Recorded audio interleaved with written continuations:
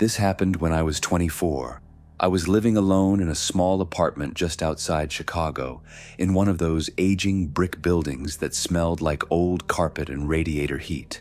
The kind where every hallway echoes and the walls are just thin enough to hear the soft murmur of someone else's TV through the plaster. I had moved there after a breakup, not the heart-shattering kind, just one of those slow, mutual fizzles that ends with someone sleeping on the couch until the lease runs out. I was ready to be on my own, to be unbothered. I liked my privacy. I liked the quiet. The building had 3 floors, 6 units in total. I was in 2B. Below me was a woman named Sandra who kept to herself, and above me was 3C. That's where it started. I never saw the person who lived in 3C. Not once. When I moved in, the landlord told me it was a man named Clark, middle-aged, kept to himself, paid on time. That's all he said. The first odd thing I noticed was the way his blinds never moved, ever. All 6 windows, front-facing, were always closed. Same angle, same tilt, like someone had measured them with a ruler and left them that way for years. At first, I figured he just worked the nights or was one of those people who hoarded newspapers and didn't want anyone to see in. I wasn't curious, not really, until the notes started. The first one showed up under my door about a month after I moved in. Plain white paper, typed, no name, no signature. You leave your lights on when you fall asleep. That's not safe. I read it twice. It didn't say anything threatening, but something about it made my skin crawl. It felt observant, like whoever wrote it had been watching me, not just noticing, but studying. I brushed it off. Maybe it was someone trying to be helpful. Maybe it was Sandra. I started double-checking my lights anyway, just in case. The second note came a week later. You bite your nails when you're nervous. You shouldn't do that. This time, my stomach dropped. I had bitten my nails while watching a movie the night before. Curtains half drawn, TV casting flickering light across the room. My apartment was on the 2nd floor. There were only 2 angles from which someone could have seen me: the parking lot or the stairwell landing just outside my door. I didn't sleep that night. I told my landlord the next day. He shrugged it off, said the building was old and people were neighborly in their own way. I started locking my deadbolt twice, closed every curtain, every night. I bought blackout shades. I taped over the peephole, but the notes didn't stop. They became more personal. Your mother's voice makes you flinch. Why is that? You cried during the phone call. He doesn't deserve you. You wore red today. You should wear it more often. You look confident in red. That last one did something to me. It wasn't just observation. It was preference, opinion. Someone was watching me closely enough to decide what they liked on me, to study my reactions, to hear my phone conversations. I stopped answering calls in the living room. I moved my charger to the bathroom and started sleeping with the light on. My world became smaller. I didn't tell my friends at first. I thought they'd think I was being dramatic. Or worse, delusional. I just tried to pretend it wasn't happening until I found the photograph. It was tucked into the door frame when I got home from work, black and white, slightly crumpled. I pulled it out slowly, afraid to even look. It was me, sitting on my couch, wearing that same red hoodie. One leg curled under me, reading. I don't know how to explain the kind of fear that settles into your bones when you realize someone's been inside your home. Not just watching, inside. Close enough to hear you breathe, to photograph you without you noticing, to leave that picture behind like a calling card. That night, I didn't go home. I stayed at my coworker's place. Her name's Riley. She's tough, blunt, the kind of person who doesn't scare easy. I showed her the notes, the photo. I expected her to try to rationalize it, but she just looked at me and said, "He's not going to stop." We called the police, filed a report. They came out, took my statement, looked around the apartment, and that was it. They said without a name or a direct threat, there wasn't much they could do. I asked them about 3C. They said the tenant listed was Clark Devine. No criminal record, no complaints. Lived there for 6 years. Maybe talk to your landlord about getting out of your lease, one of the officers suggested, like that was some kind of solution. But Riley wasn't done. She had this idea, reckless and dangerous, but she swore it would give us clarity. The next night, we waited in her car across the street. My apartment was dark, windows cracked open just enough to make it look like I was home. Riley had borrowed a DSLR from her brother and set it up on a tripod aimed at my window. We waited. Hours passed. Nothing. Then, around 1:15 a.m., we saw it. A shape in the stairwell. Slow, deliberate, not hurried. The figure stopped at my door, didn't knock, didn't open it. Just stood there. We held our breath. Riley clicked the camera once, twice. Then the figure raised its hand and slipped something under the door. We bolted, ran across the street. Riley stayed back while I approached. It was another note. "I don't like the new lights you bought. They make your skin look washed out." I didn't go back inside. We handed the footage to the police the next day, and finally, they listened. They went straight to 3C, banged on the door. No answer. They forced it open. The apartment was empty. Not recently moved out, empty. More like, no one's lived here in months. Empty. Dust on the counters, no furniture, no clothes. Just a small camping chair, a notebook, and hundreds of photos. All of me. Me on the couch, me brushing my teeth, me through the gap in the blinds, me walking to my car, me sleeping. He had drawn little notes in the margins. Arrows, observations, timelines. One said, Monday, left at 7:42, trash first.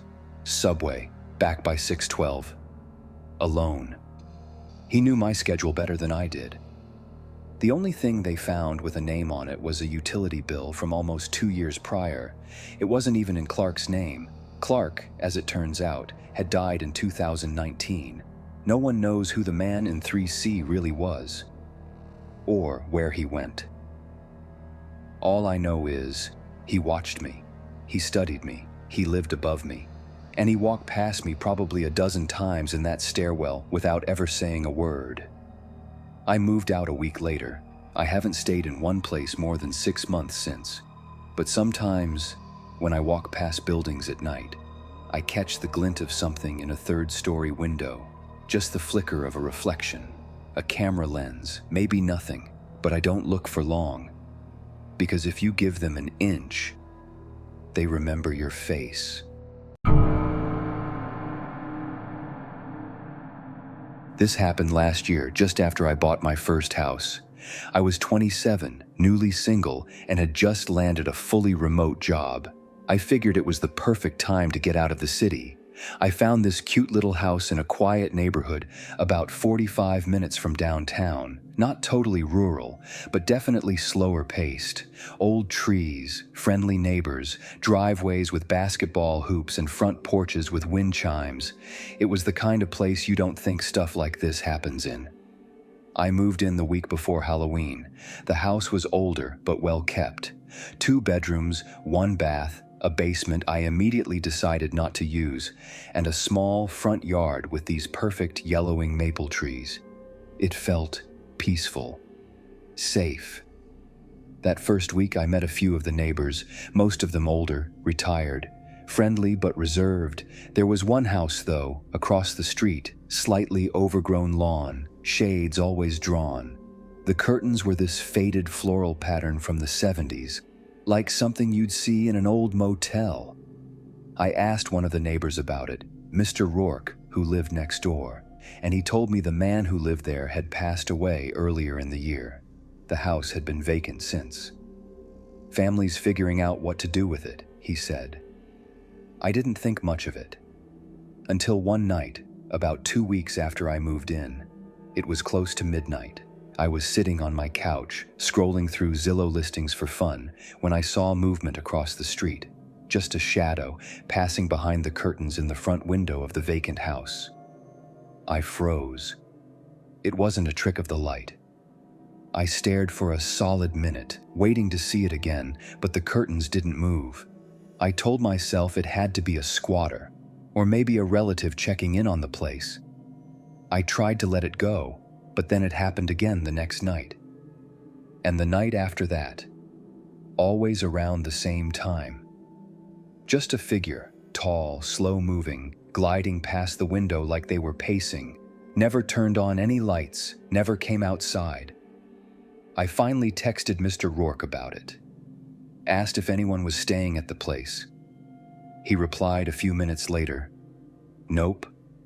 Still empty. Shouldn't be anyone there." I didn't sleep well that night. A few days later, I was taking my trash out after dark when I noticed something new. The blinds in the front window were tilted open, just a little, like someone had pulled one down with a finger and peeked through. I couldn't see inside. The window was too dark, but I felt eyes on me, heavy, like something pressing against my back. I left the trash can half full and went back inside. That weekend, I installed a motion sensor camera on my front porch.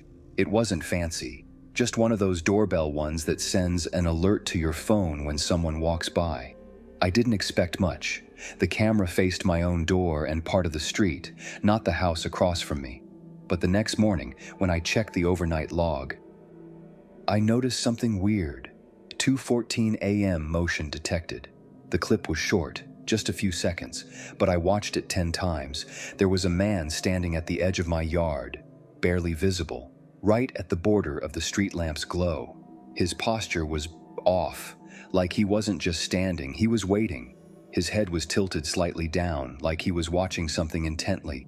He didn't move. Then the video ended. I immediately checked my other footage. No arrival, no departure.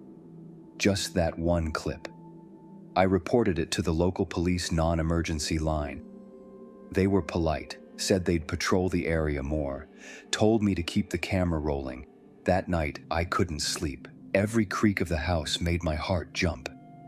At one point, I swore I heard footsteps outside, but when I peeked through the blinds, the street was empty.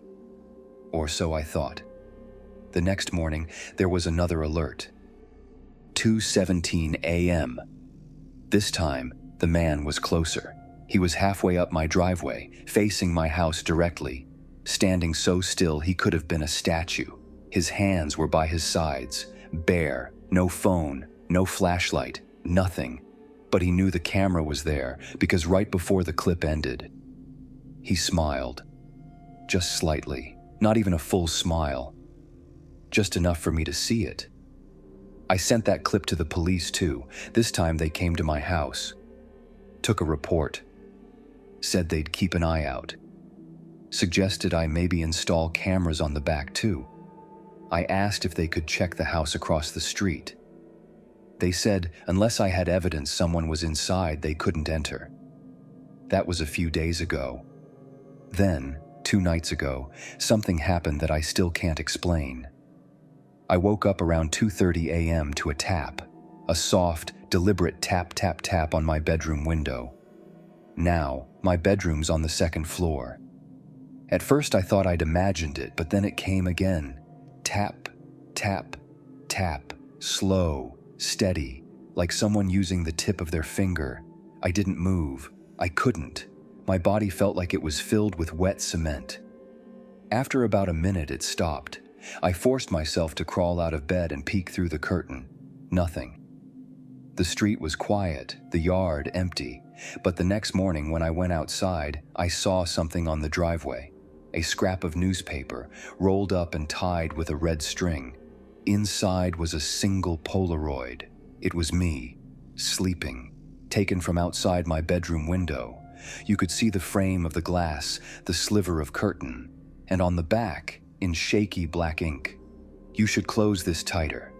I called the police again, showed them everything. They took it seriously now. Finally! That afternoon, they knocked on the door of the house across the street. No one answered. They went around back and eventually forced their way in. What they found still makes my skin crawl. The house was mostly empty. No furniture, no running water, but upstairs, in the room facing my bedroom, was a metal folding chair, a small mattress on the floor, a pair of binoculars on the windowsill, and a stack of Polaroids. All of me, some from outside, some from inside my house. The cops said the back door had been jimmied open weeks ago. They didn't know how long someone had been squatting there, or how they'd gotten inside my house. The worst part? There was no sign of him. He was gone. No fingerprints, no ID. Just that chair and those photos. I moved out the next day. I don't care that the locks were changed. I don't care that the police said he's probably long gone, because I've seen the videos. I've felt his presence. I know he was watching me for weeks, maybe months, and I still don't know what he wanted. He never broke in to hurt me, never stole anything. He just watched and waited, like he was studying something or waiting for the right moment. And the scariest part? I don't think I was his first, and I don't think I'll be his last.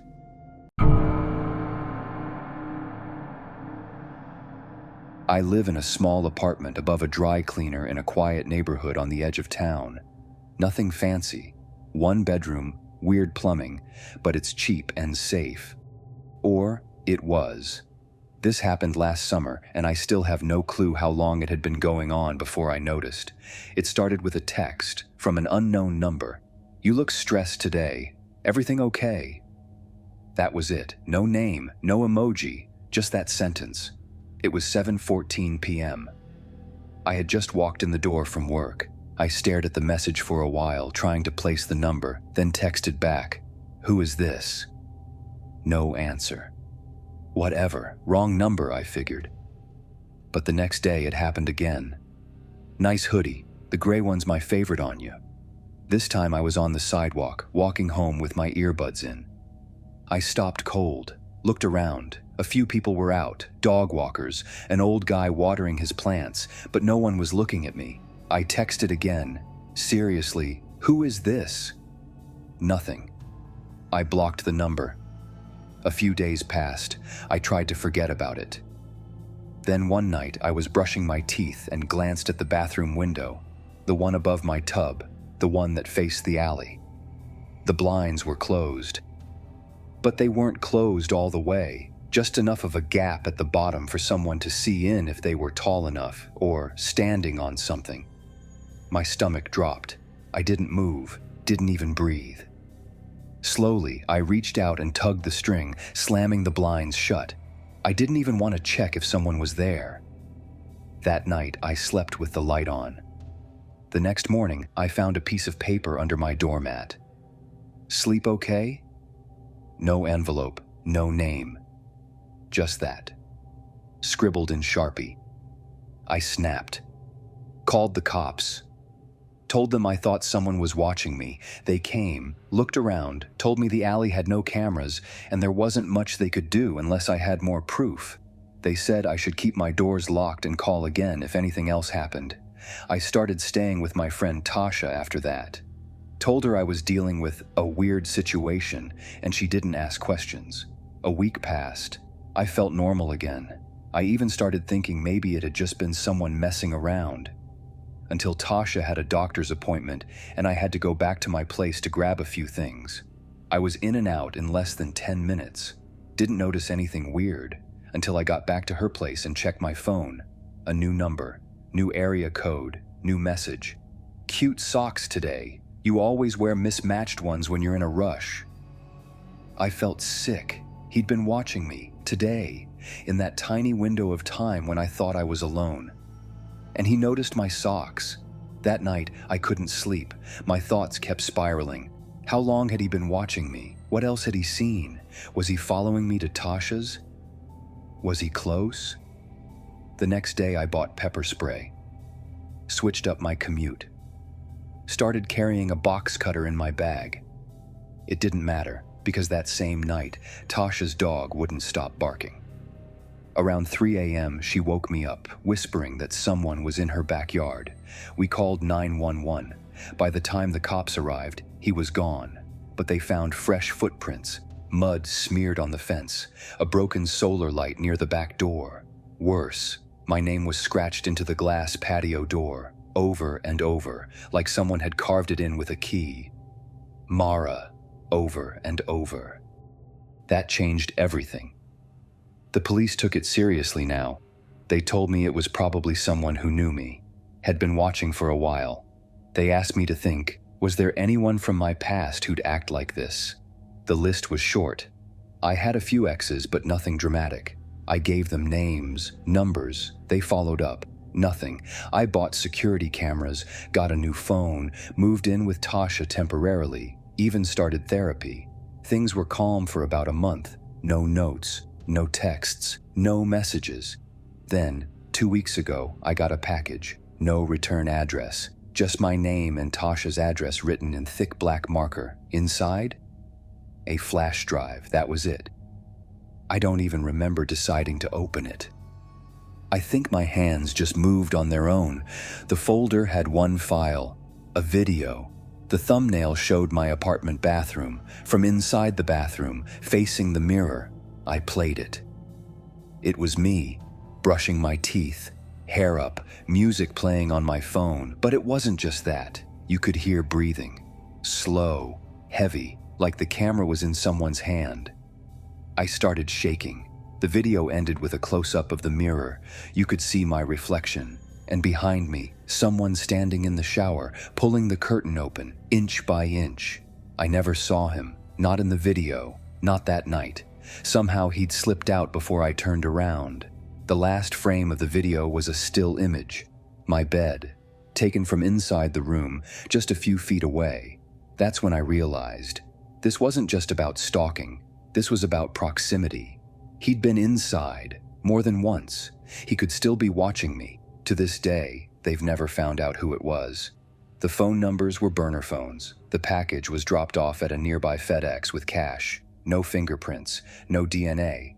He vanished like smoke. But sometimes I still get that feeling, like I'm being watched, like someone is behind me. And every time I close the bathroom mirror, I brace myself for what might be standing just behind me.